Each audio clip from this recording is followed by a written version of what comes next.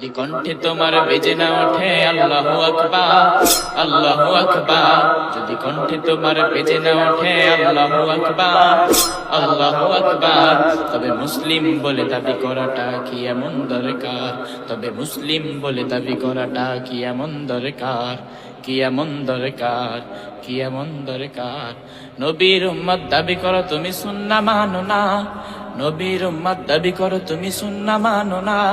ভালোবাসো যদি প্রিয় নবীকে, ময়দান ছেড়ো না, তুমি ময়দান ছেড়ো না, ময়দান ছেড়ো না, তুমি ময়দান ছেড়ো না।